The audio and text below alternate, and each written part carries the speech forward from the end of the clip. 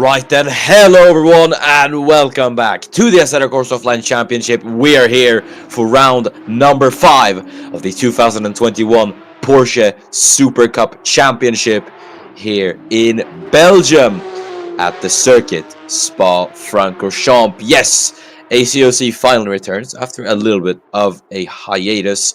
We're finally back with more action, and what better way to let the Spa circuit roar into life with none other than the Porsche Supercup. We got 20 minutes of qualifying just ahead of us here on store. My name is Milan in the commentary booth, and joining me this very beautiful afternoon is none other than Giuseppe. Good afternoon to you. Yeah, good afternoon, Miran. It's always nice to be back at... I don't even have to say the name of the circuit. We all know where we're at. Spa-Francorchamps, so let's see what we can expect from this beautiful track today. Yeah, absolutely iconic track. Has featured in just about every single racing series we've done here, it feels like. Obviously that's not the case, but we've run here so many times over the course of the ACOC. It's just such a legendary track, both in the ACOC and in real life. And speaking of the track, it's now time to actually go through it, as Bentley Schaefer will start his lap of the circuit. So the circuit, the Spa-Francorchamps, located in the town of Stavelot in Belgium. The track was first opened in August of 1921, and the original layout of the track was 15 kilometers long, and connected the three towns of Stavelot, Malmedy, and Spa. The track was obviously shortened over the following years, and Formula 1, or well, Grand Prix racing should I say, came here for the first time in 1925, and has run here all the way to 1970, with a little 13-year break, and since then this has been the home to the Belgian Grand Prix in Formula 1. You've had the Spa 24 hours. First one was ran back in 1924 and is obviously still run today. You've got the 6 hours of Spa in the World Endurance Championship. You've got the Belgian Motorcycle Grand Prix. I could go on and on and on and on about how many different racing series have named here. If I would name you all of them, I think we would be here for forever. So I will refrain from doing so, but I think it just speaks for itself how absolutely legendary this track is, considering we've had so many different series come here over its 100-year lifespan now. But this layout then, the Grand Prix circuit, which has been in place since 2007, is just over 7 kilometers. It's 7.004 kilometers and features 20 turns, and we should expect lap times somewhere around, obviously over the 2-minute mark, possibly somewhere around the 2-minute 10s to the 2-minute 20s. But yeah, the track, what is there to say about the track? Every single corner carries history, it carries excellence, it carries thrill. You got Radion and Rouge, you've got Stavelot, you've got Campus, Lake Coombe, Bruxelles, Blanchimont, the bus stop chicane. Every single piece of this track is just absolutely legendary. And well, yeah, I presume you have nothing more to add to that as well, Giuseppe.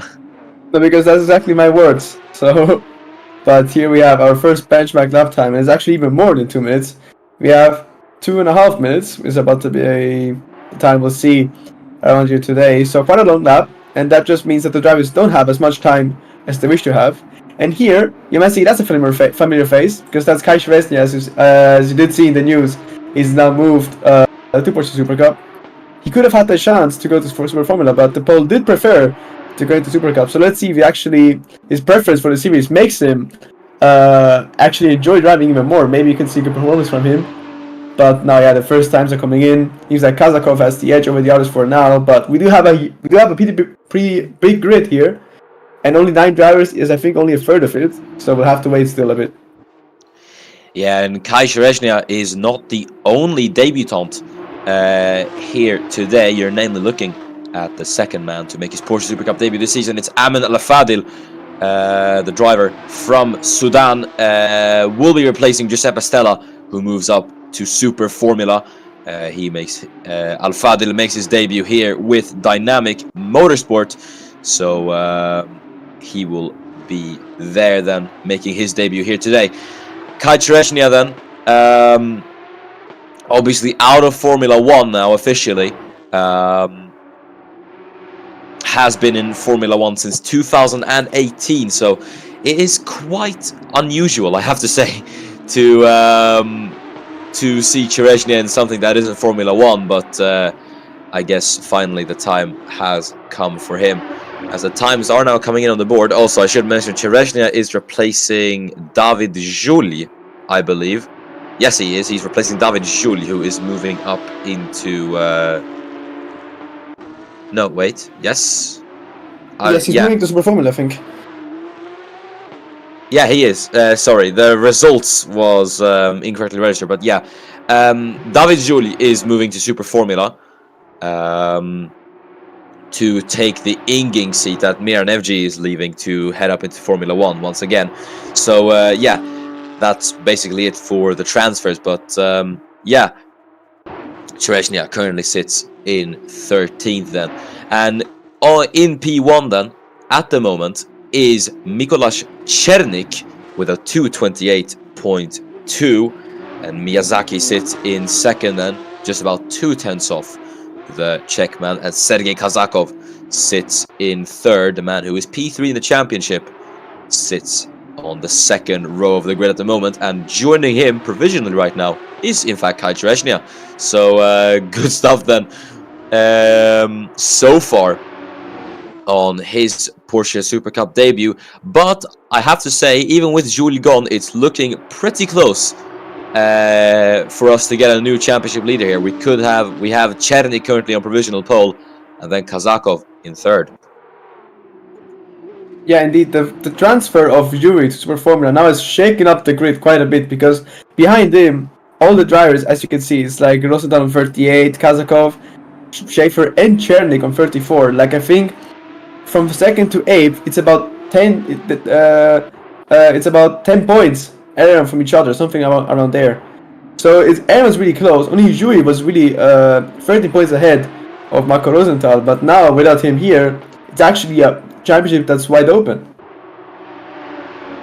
Yeah, it will be pretty interesting then. We got 11 minutes to go. There's still going to be a lot of improvements on the board, a lot of potential pole times that could come in.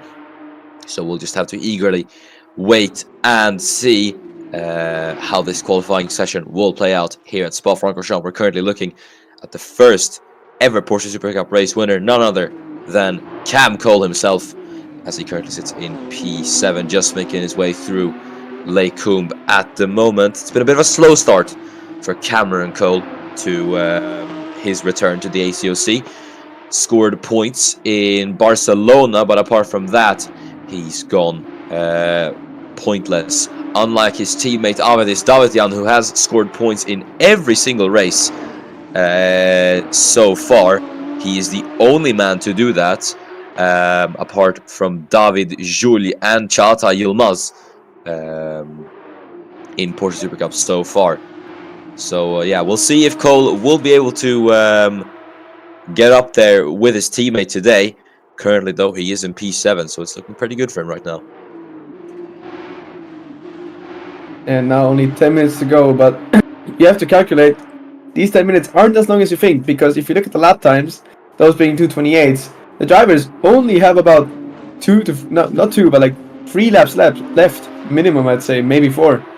So it's still a lot, but you make one little mistake, and then your tires are ruined, and you need to get to the pits quickly. So in motorsport, you really, the concept of having enough time barely exists. That's actually Jakobsen, very good lap. He moves up into second.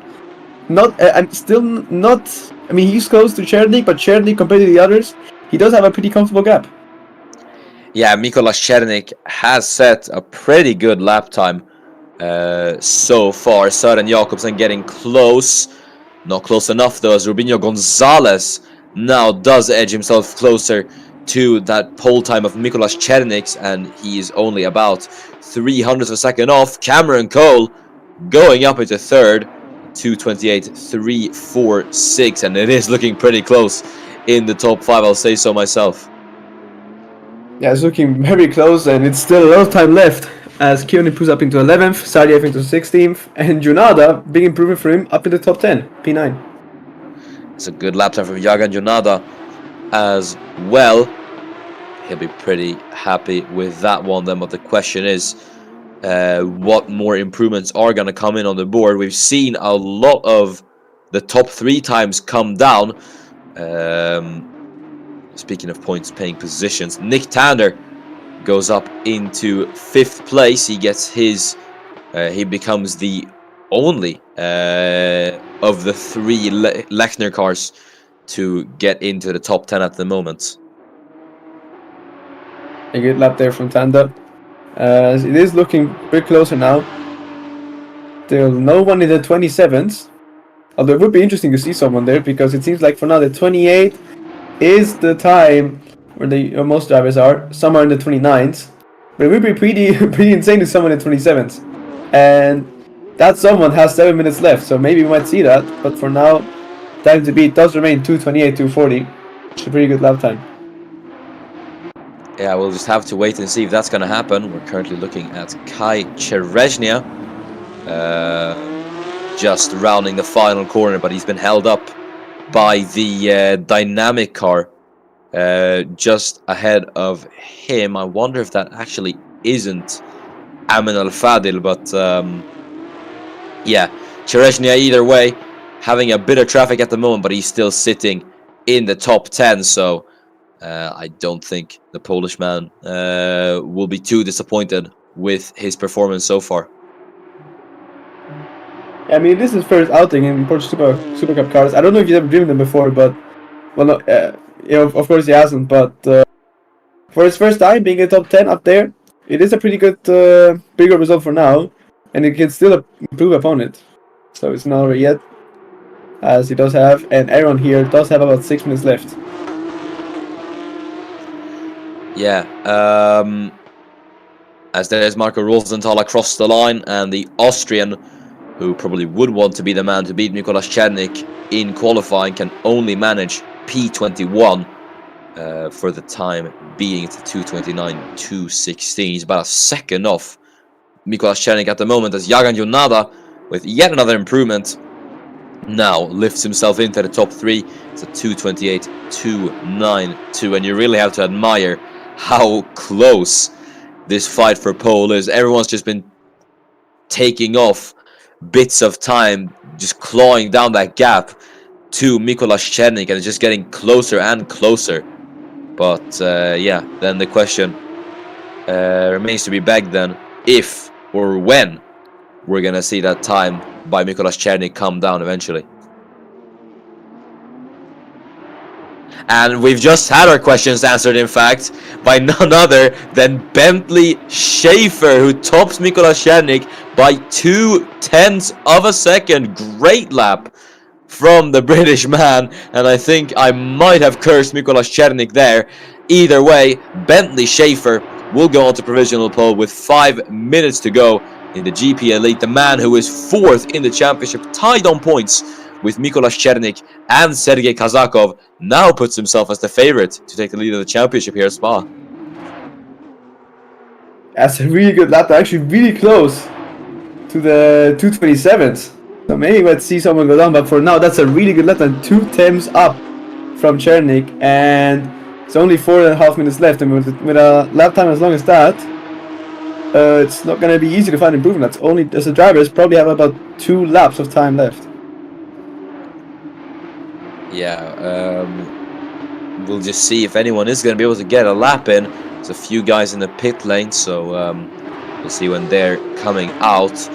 But Schaefer making his way around the track. He's got his teammate there behind him. Don't know if that's one of the GP Elite cars or if it's one of the Uniserver Team GP Elite cars. Yes, ladies and gentlemen, there is a difference. But Schaefer, at the moment, though, is just going to have to hope that this is going to last, as Marco Rosenthal improves and does get himself into the points, Mikolas Černík goes across the line, and Černík at the moment cannot improve and will stay in second. Yeah, of course, he doesn't want to give up pole that easily.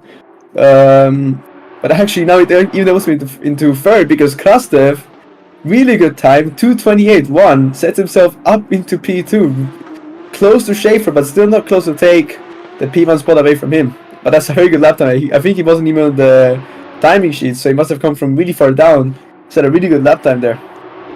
Yeah, great lap from Damian Krastev, getting very close to Schaefer, but just wasn't quite enough for the pole time either way. I'm sure he can't complain about that, as Håkan Sorenström now takes provisional pole with 2.5 minutes remaining, just about, and the one of the Team GP elites, topped by none other than his teammate Håkan Sorenström with a 1:27.9, so he becomes the only man to get himself into the 1:27s. Great stuff from Håkan Sorenström. Yeah, it's a really good lap time. In the high 27s, even close to 1:27.8. It's going to be hard to beat that. And drivers now, with 2.5 minutes to go, probably like only one good lap left they can set. Yeah, and there's a few guys in the pit lane. Junada, Tander Jakobsen, and then Kjollen Al-Fadil are the ones visible in the top 24. But we could possibly have someone outside the top 24 even set a pretty good time. Nikolaus Schlöter goes up into 18th. Through just looking at Bentley Schaefer now, he's got a bit of traffic there, just up ahead of him. So I'm not sure if Schaefer might be able to get a clean run in here, and that could impact him quite a bit. So we'll just have to wait and see if anyone else is going to be able to take it here.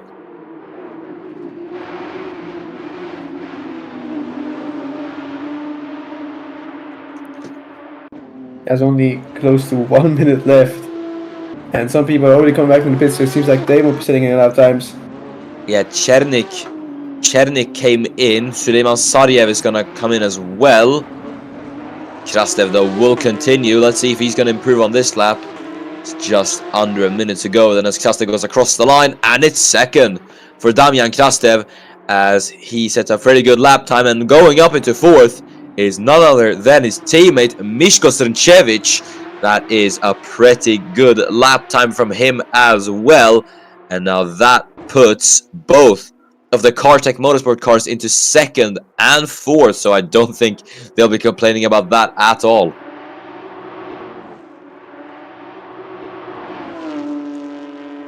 As Srnčević then in fourth. Looks to have been an accident somewhere. That's Yannick Moltke. And Yannick Moltke stopped on pit entry. What has happened to the German here? And he tried to move on the GP Elite car.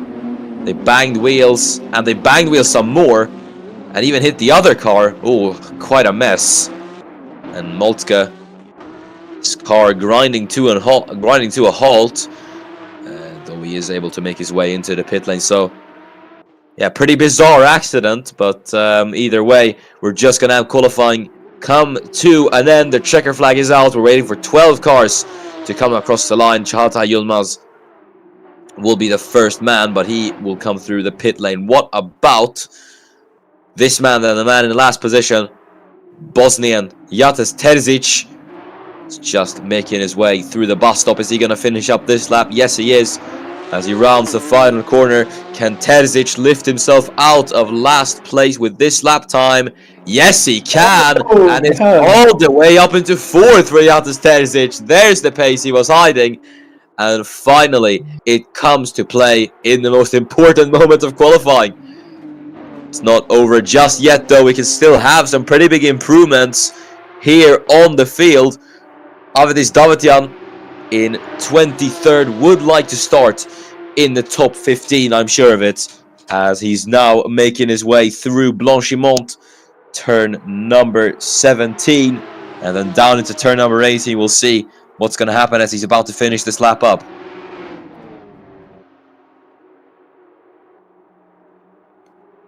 Now then, heading down into the bus stop through turn 19 and then through turn number 20, the final corner. And just a sprint across the line for Avedis Davetian. What can the Armenian do with this lap? It's P16 for Avedis Davetian. Not bad from him. Krastev comes in. What about his teammate Srncevic? The Montenegrin across the line. And it's pole. Provisional, should I say. But it is provisional pole for Miško Srncevic here at Spa by a 10th of a second almost from Håkan Sorenström in the dying stage of qualifying. Miško Srncevic takes it from Håkan Sorenström. Kai Shereshnia just went across the line there to improve up one position. It's 16th for him. Sorenström comes in. What about Ludwig Stefansson, who is next across the line? Should be one of the final cars across the line as well. Stefansson up into 8th. The man in the dynamic... the man in the dynamic motorsport car goes. Miyazaki across the line.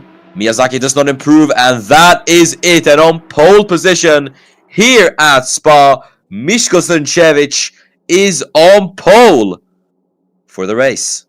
And yeah, a very, very exciting qualifying session comes to an end. And I did just realize this is Srncevic's second consecutive pole. That is, you have to give it to him, seriously impressive in a spec series like the Porsche Supercup. It seems like to have good pace, and especially in a series like Porsche Supercup, it will pay off in the end. Especially, he is quite far up the order as well. So, yeah, seriously impressive from Miško Srncevic, but it is the race where the points are scored. So, enough about that then. Let's get down to the grid. So, on pole position, it is Miško Srncevic of Kartek Motorsport lining up P1, and alongside him it is Håkan Sorenström in the Uniserver Team GP Elite. Damian Krastev will be starting in third with Bentley Schaefer in fourth. Jates Terzic will be P5 with Mikolas Černik in P6. Rubinho Gonzalez starts in 7th with Ludwig Stefansson in 8th. Jagan Jonada will take P9 as Julia Miyazaki rounds out the top 10. Then it's Nick Tander in P11 with Yannick Moltke in P12. The two Lechner cars lining up 11th and 12th. Then it is Cameron Cole in 13th, followed by Søren Jakobsen in 14th. And then Sergei Kazakov rounds off the points. And a familiar face in 16th, Kai Shereshnia, in his first outing in Porsche Supercup, is lining up in 16th. Davtjan just behind him in 17th, Rosenthal in 18th. Yilmaz finds himself in 19th, and starting with the 20s, it's Kion in 20th, Schlöter is there in 21st, and Sadiev in 22nd. Lucas is in 23rd, and Sazonov finds himself in 24th. Another rookie, I guess, before at least first outing, is Alfadil in 25th. Leclerc is 26th, and Lachavas, I'm sorry, it's a very hard name for me to pronounce, but he is starting from last. Yeah, and the grid is set then. Let's go down to the grid. The lights coming on for 14 laps here on Spa. And we're underway here at Spa. Good getaway from Srncevic. It looks like. I don't think Sorenström is going to be able to do anything into turn 1. Nevertheless, he's still going to try to go around the outside line into turn number 1. And I think they are actually going to be wheel to wheel. So Sorenström proving me wrong here immediately, as the two are going to be side by side down the run. Up Rouge and Radion now they will go. And Håkan Sorenström around the outside line takes the lead here at Spa. As you see the drivers are coming down now on the straight, Sorenström seems to have the lead solidified then. But I don't think it's going to be just over yet for him. Sunchev is going to come back to try it again. He's going to go to the inside line. And they are, in fact, going to go wheel to wheel through Lake Kub. Suncevic trying to make it stick, but Sorenström round the outside line as we head down into Brussels, holds the lead of the race, and Suncevic might have to worry about his teammate now. Damian Krastev is going to go to the inside line as the two Kartech cars are going to fight with each other now for P2 in this race, and it is going to be the number 57, Damian Krastev, who comes out on top in that battle and swoops through into second. So not the greatest start for Miško Suncevic here, shuffling down into third, and he might now have Bentley Schaefer to deal with, as we're now looking at Nick Tander. He's going to go to the inside line of Cameron Cole. Through Pouon they go. Tander on the inside line makes the move stick, and Cole is going to have to start worrying about his teammate Davidjan now, who could try it into turn 13 as he goes round the outside line. The two teammates side by side. Through the chicane they go down into Stavelo. Davidjan having the outside line, but he gets it done before the corner. So Davidjan will get up into 13th. Jose Lucas fighting Nikolaus Schlöter for P22. He holds his position though, as fighting is really kicking off here. Al-Fadil now getting past the Liechtensteiner driver and up into P23 goes the man making his debut here today at Spa. As we're looking at the other debutants as well, Kai Chereshnia going to the inside line of Ji Huang Kyung through Blanchimont. They go wheel to wheel through the high-speed left-hander then, now into the bus stop chicane. Looks like it is Chereshnia later on the brakes then, as we go side by side, heading out of the final corner. Chereshnia jumps over the curb slightly. That's going to allow Kyon to keep it wheel to wheel as we head on to lap 2 out of 14 then, and down into La Source we are going to go, as they still are wheel to wheel. What an opening lap we've had. Yeah, honestly, it's hard to keep up with all of those drivers fighting. It's such a big field as well. But now we're going to come by for the second lap. Stars now head into our routes and something we need to rally on. Beautiful corner this one as always, but we also see some crazy battles unfolding as Chereshnia is still battling with Keon. Gonna go side by side as close as it can get. Of course, the car is still going very fast, and now even faster now down the straight. Seems like Chereshnia does have the place in front of Keon, but yeah, and now here's Cameron Cole then. He passes his teammate Davidjan, it looks like, and he's trying to make another move here. He's trying to get Nick Tander again.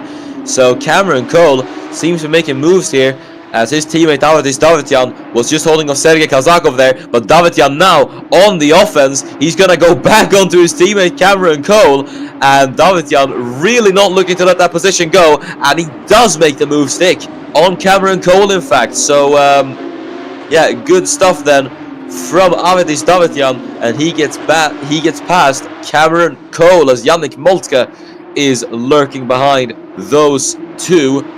Then we have Sergei Kazakov. He's trying it on Yannick Moltke now, trying to get up into P15, and he does so with ease. Heading out of Pouon, it is Kazakov into P15, and that's Moltke shuffling down to 16th, could be 17th though, as Yilmaz now tries to make a move of his own, but Moltke round the outside is able to hold off the Turkish driver.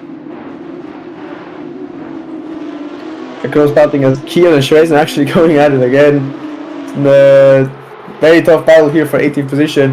We're now gonna cut back to the battle for the top spots, as we see Schaefer chasing down Chuncevic. Needs to be very close. He might try and move to the bus stop, but not now. Doesn't go for a late lunch, so stays behind for now. But he does have the gap to pull a move up eventually, as he's pretty close. Meanwhile, in the lead, Sorenström has kept the lead these first few laps of the overtaking. He does have a 1 second gap from Krastev, and so does Djurdjevic. Now we cut back to Sariev, who is in a quite a big group here actually. Seems to be fighting Schlöter. Yeah, this is a pretty massive group we're having here at the back, and the fighting just doesn't really seem to cease here. Looking at Suleiman Sariev, he's chasing down Amin Al-Fadil for P21 as we head up a Rouge. Gap is about 0.6 of a second at the moment. Speaking of gaps, despite the fact the field is still relatively close, Håkan Sorenström has built up a decent gap in his first 3 laps. He leads by a second from Damian Krastev in second, and Krastev has a 1.4 second gap to Miško Srnčević in third. So the top 3 relatively spread out at the moment, but the midfield, or especially the positions outside of the points, are looking very, very close. It seems like battles all over then. Schaefer still looking quite close to Srnčević. My challenge for the podium here. He needs to get a bit closer in my opinion, and then he does have a realistic chance of pulling off an overtake. But for now he does stay behind, analyzing his opponent. But he does have to watch out for Černík, as he is just as close to him. And the train behind as well. Then we do have a bit of a gap, and then come the other drivers. So we now look at Moltke. Yeah, Yannick Moltke, who has scored points in every single race apart from the opening one in Portimao. He's been very, very consistent with his finishing, with his finishes this season. So yeah, I'm pretty sure Moltke would not want to make his streak end here. As we head through the bus stop, Damian Krastev sets the fast lap of the race.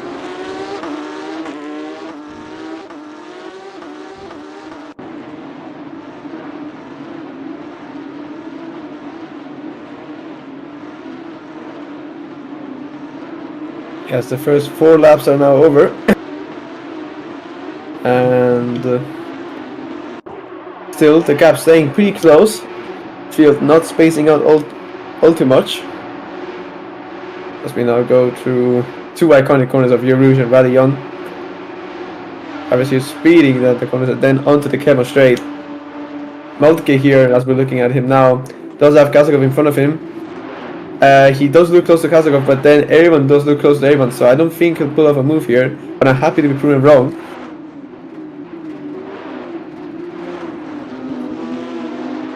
So you just see all of the Porsches going to the corners as we now cut back to the top 10.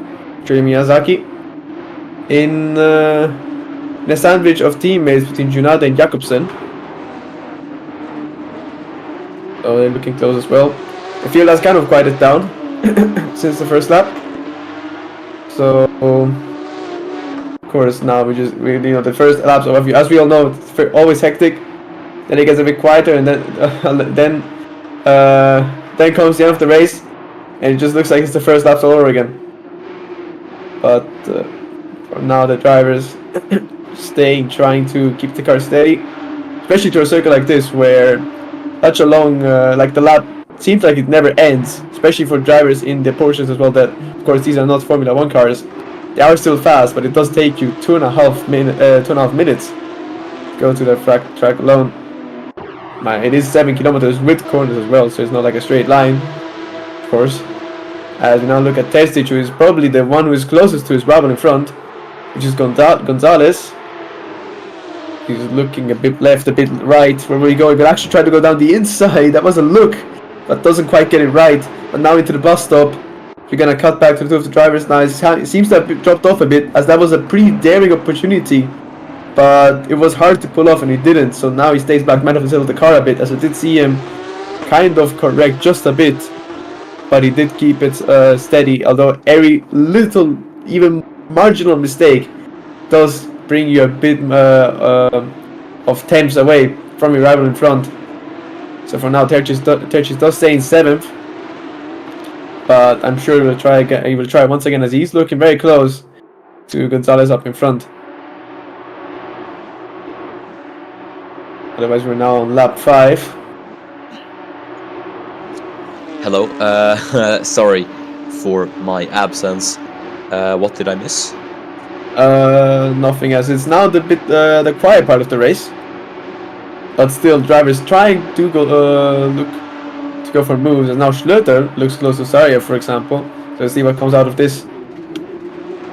Yeah, gap is about 0.3 of a second. If he gets a good run here, he could potentially try something into Lycombe. At the moment, though, he's gonna have to stay behind. So, yeah, Schlöter is staying in 23rd. So we go a bit further up the field, looking at Yates Terzic. Terzic, who is chasing down Rubinho Gonzalez for 6th at the moment. It's a pretty interesting matchup, considering both of these guys are quite far down the order in the championship, especially Rubinho Gonzalez, who actually is at the bottom of the championship. If you disregard Kai Treshny and Aman Al-Fadil, he has only scored 4 points this season. So if he were to score points here, he'd be able to get himself up the order a bit. So these points, pretty important to Rubinho Gonzalez, and important to Yates Terzic as well. Yeah, now the two of them, even Junada, to be fair, look to be having a battle for 6th, as the top 5 has distanced itself from the rest of the field. As you can see, Gonzalez has a 2.5 for a second gap to Nicolas Chenik up in front. But actually, I'd say we cut back to Jakobsen in P10, because he's looking very close to Miyazaki. Doesn't look quite close enough to make a move, although he's right up rear bumper. Might try and go for a move now into the next 3 corners. Maybe following through Radion and then into camera straight, but for now he does stay behind. So let's see what comes out of this. As he might try and retake Miyazaki to then go after his teammate, Junada. He'll have to watch out though, because Stefansson looks just as close behind him, so it's very close pack here. It's hard to say when you can attack the other driver and when you have to defend from the driver behind you. Yeah, and when you're in such a close pack as well, it's even more difficult to judge. As I always say, if you make one single mistake whilst you're in a pack trying to attack someone else, you immediately become vulnerable to an attack from someone behind.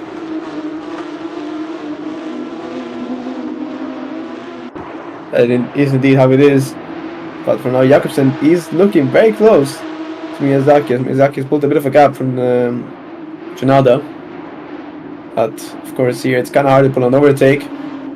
But of course if he does find a gap, then he should definitely go for it.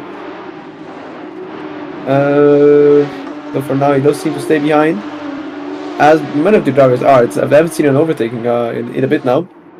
But then again, sure, that statement will be proven wrong by the end of the race, because we know how drivers love to get when it's close to deadline. Well, for now he does stay behind. Yeah, we'll see if he is going to be able to do anything, but yeah, you're right on that. Drivers do tend to, what's the word I'm looking for? I guess no, actually.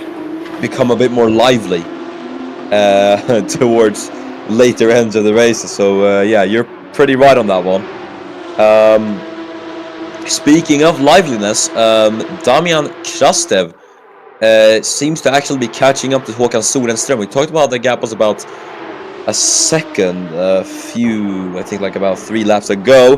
Søren Jakobsen was trying to move on the inside line to Blanchimont there, but yeah, Krastev is closing in on Håkan Sorenström, so if he would continue this pace that he has, we could maybe have a little bit of a lead battle on our hands, and it wouldn't be a 2-way one either. It could be a 3-way, as Miško Srnčević has to set the fast lap of the race. So now looking at Jose Lucas, chasing down Nikolaus Schlöter. He got a good run out of the final corner. Tried to go to the outside line. Won't work for Jose Lucas. He has to go to the inside line. Will go wheel to wheel then, as we head down this little straightaway. The run into a Rouge. It's Lucas on the inside line. Nikolaus Schlöter on the outside as the two go wheel to wheel up the hill. And it is gonna be Nikolaus Schlöter comes on top. Lucas runs a bit wide though. Sebastian de Kloot is gonna try and take advantage of it, and he does so with the straight line speed advantage that he got by Lucas running off the track. He is gonna get Jose Lucas, and he's in fact gonna go to Nikolaus Schlöter as well here. Through Lecum they go. Unfortunately for Sebastian de Kloot, he's just gonna have to settle for one overtake. Either way, it is quite ambitious from de Kloot nonetheless, but Jose Lucas having none of it. He's going to try to get back his position from the Dutchman, and through Brussels he gets it back up into P24 goes Jose Lucas. Yeah, good stuff from him. As we do cut back to the lead battle, as Krasdev did have a bit of a gap from Sonnenström now, but he seemed to have caught back up, and so is Chunchev. It's very close. This top 5 is looking very close to each other, as now they come into the long straight before we get into the bus stop, and he's looking very close. He's looking very, very close indeed. And now Håkan Sorenström's defensive capabilities will be tested, but Damian Krastev cannot waste too much time behind the Swede, because then, you can see he was very, very late on the brakes there. Almost thought he was going to go into the back of the I thought it was almost going to go into the back of him there, but yeah, you can see it cost him a bit as well. He lost a bit of time to Sorenström, but what I wanted to say was that Sorenström, he can't waste too much, or not Sorenström, Krastev, he can't waste too much time behind Sorenström. Otherwise he's just gonna burn his tires unnecessarily behind the Swede, and as a result he's gonna drop off, and then he's gonna lose positions himself. So he has to be smart about this, but also has to have a bit of patience. Yes, now the pack of the top 5 is coming back. He's coming down the Kemo straight. Krasov, of course, coming closer, but still not close enough to make a move. As actually Chunchevic now looks to be closer than him, than Krasov to Sorenström. Yeah, Miško Srnčević was able to capitalize off his teammate's little mistake through the bus stop, and has actually closed in. And I talked about how this was a three-way battle. Don't count out Bentley Schaefer and Mikolas Černik there as well, because they are hanging on pretty nicely to this little pack. So yeah, things are certainly getting interesting as we reach the halfway point. Yeah, as it's lap 18 out of 14, about 7 laps to go here. So it is the halfway point, as you said. We're looking at about halfway up the grid as well, because Jakobsen, once again, very close to Miyazaki, just can't seem to make a move done. I'm sure pretty sure it's gonna come soon enough, unless Miyazaki does pull very good defensive drive. But now we cut back to the top 5. Of this top 5, as you can see, Peter Černik, then Gonzalez is 4 seconds off. They're pretty much all to their own. They can battle it out as much as they want. Well, as much as 4 seconds allow, I guess we could say.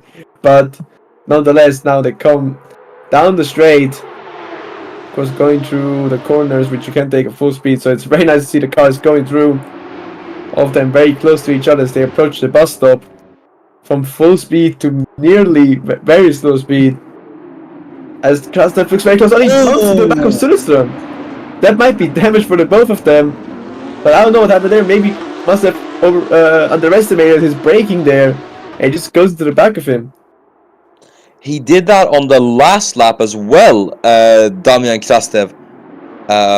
He braked very, very late compared to Håkan Sorenström, and this time I think it was just a bit too late, and now he probably will have damage. Same with Håkan Sorenström. So this will benefit all but one person in this pack, and that is namely Miško Srnčević, because now, considering he has the fastest lap and the only one with no damage, he is going to absolutely benefit from this. As we just saw Cameron Cole and Avedis Davitian trade places once again. But I believe this battle isn't over yet. Cole has got a pretty good run on Davityan here, and could definitely try something into the Coombe here.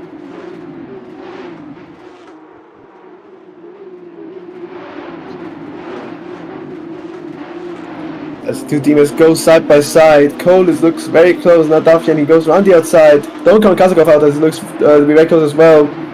Cole still tries to go, but that's not getting quite right, and now he has to turn it into defense, because Kazakov, look at him, he profited completely from the situation. Now going down the inside, can he make the move done? Racing side by side, very clean racing here. I think Kazakov's got the position done. Yeah, that's him up into P14. Good stuff, taking advantage of that. Yeah, very, very well done from Sergei Kazakov, and he splits the two Allied Racing drivers apart, as we're now looking at Søren Jakobsen, who's been stuck behind Miyazaki for a pretty long time, it feels like. So the question is if or when he is gonna get past Miyazaki here. Yeah, Stefan Son and the rest of the pack behind him does look very close. As you can see a bit of like, I guess, the 6th, 7th, and 8th position have formed a bit of a small pack themselves, but now actually Jakobsen tried to go for it on the inside. Now he actually tries the outside. He's trying everything. Just, I don't think those are the right places to do it, but I respect the effort. Yeah, he is definitely trying it, Søren Jakobsen, but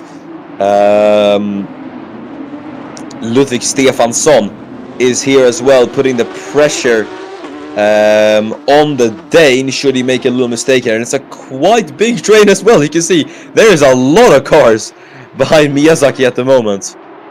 Yeah, I think it goes down to the end of the grid. I mean, it does bit distance themselves at around like the 20th positions, but still, as we now look at Marco Rosenthal trying a move on Alfa Dir for this is 20th.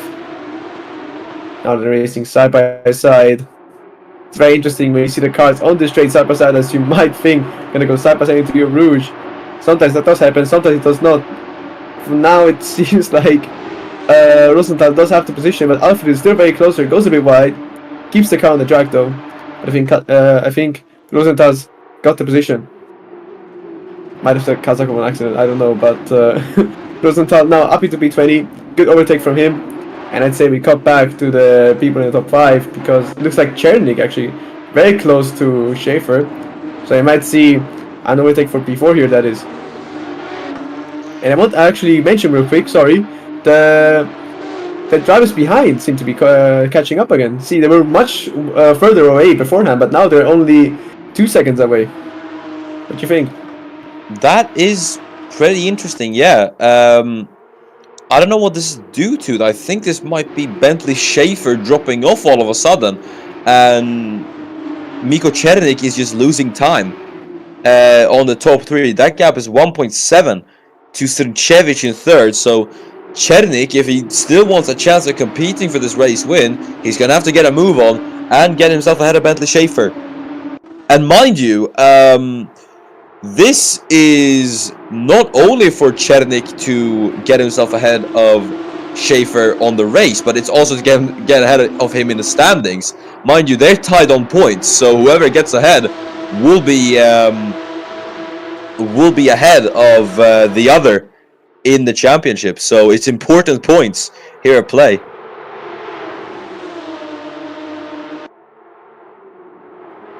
As we're now seeing Søren Jakobsen, the Dane, still putting the pressure on Miyazaki here.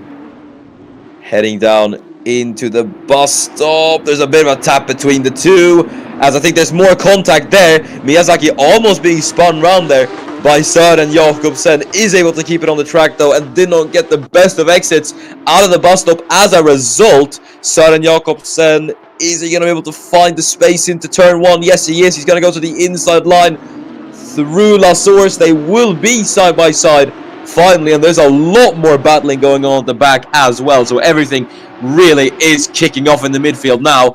But Jakobsen and Miyazaki are going to go side by side. Søren Jakobsen lined up against the wall on the inside, heading up a Rouge.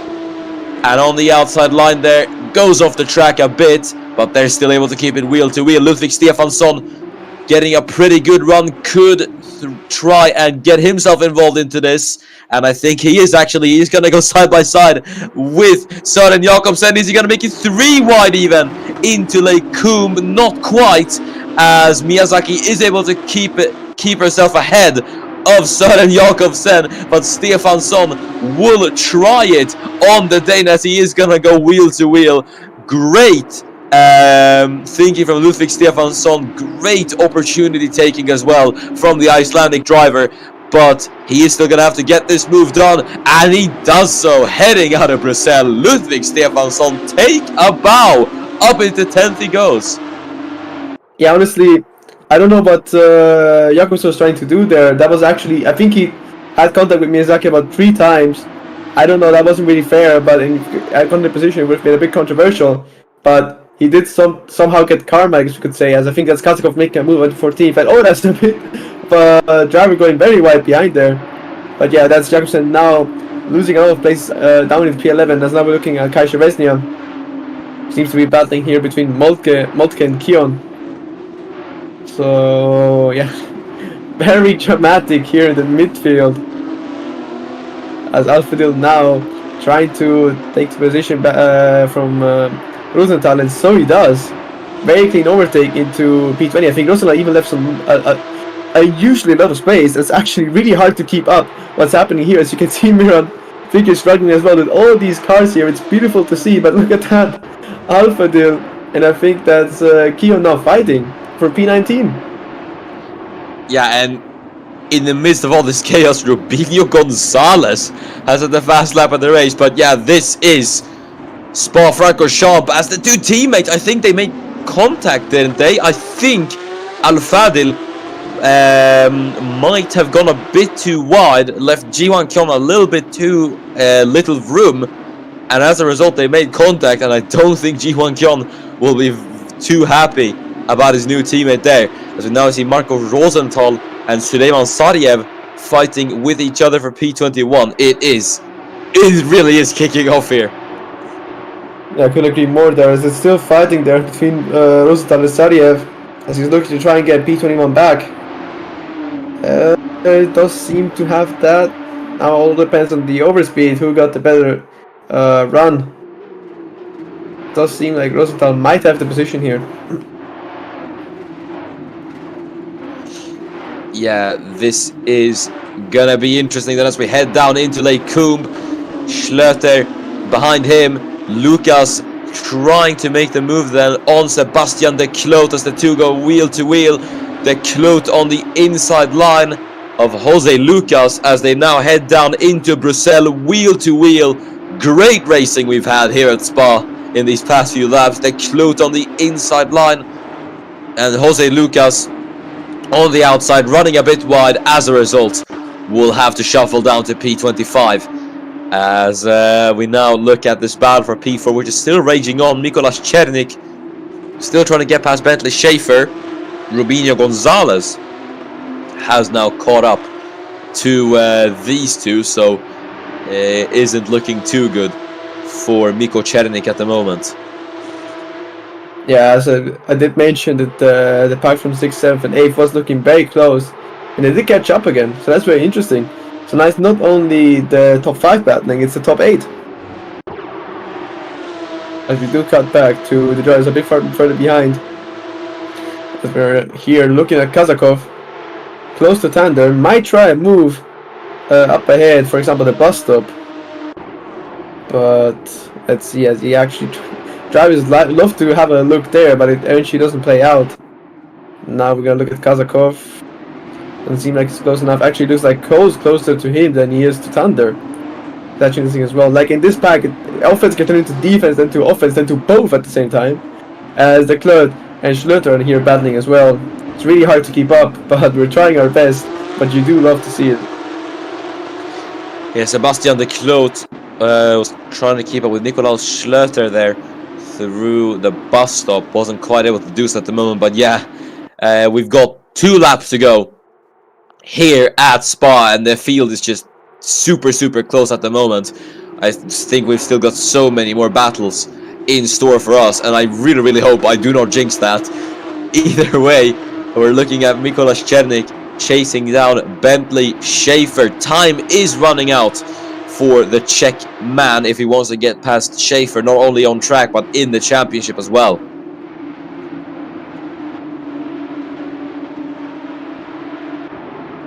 Yeah, as the battle for this is now, mind you, lap 13. This race has truly flown by. So, Söderström, the undiscussed leader, but that might change in the coming laps, or it might not. But that's all for us to find out. Now we're looking at Mikolas Chernik, as you can see here, very close to Schaefer, but Gonzalez is just as close to him. As it seems like the top four has actually distanced itself a bit. As you did notice there. But let's see how this plays out. Yeah, this is gonna be quite interesting to see. Krastev about 8 tenths to Sorenström. Question is if he is gonna be able to do anything from back there. I'm not sure if he is at the moment. I feel like he had one shot and now it's just kind of faded away. Srnčević is looking pretty close to Damian Krastev, so we'll see if the Montenegrin could be able to do something there. As we're now looking at Sergei Kazakov. He's piling the pressure on. Nick Tander here for P13 could try and make a move on the Australian, maybe into the bus stop. Orla Source thinks about Blanchimont, but there's no space there. As Sorenström now starts the final lap of this Porsche Supercup race here at Spa, and it's been a very thrilling last few laps. So this will be the big conclusion. Then as Schlöter tried to line up a move there on Sergei Masariev through the bus stop, but it might backfire on him here. Sebastian De Cloot could try and take advantage of that. But into turn one, no, he does actually try it. It's a very late lunge from Sebastian De Cloot, and the two are gonna go wheel to wheel. And I might want to mention that we're on the final lap. So it's, you know how I call it, we're now or never. But yeah, De Cloot seems to slow him behind. But I think we could cut back to the battle for, looks like P3. Not a lot of action here. But that might change now as Srnčević very close to Krastev. Söderström looks to have this sealed, but it's a long lap here in Spa, as you know. Yeah, so Sorenström is just gonna have to bring it home now. Srnčević, though, is looking to get that second from none other than his teammate here, and we'll just have to wait and see if he is gonna be able to do that. You can see how close he is as we head through Puon. The gap is about 0.3 a second, and now it's absolutely imperative for Miško Srnčević not to slip up into any error here and pick his lines wisely.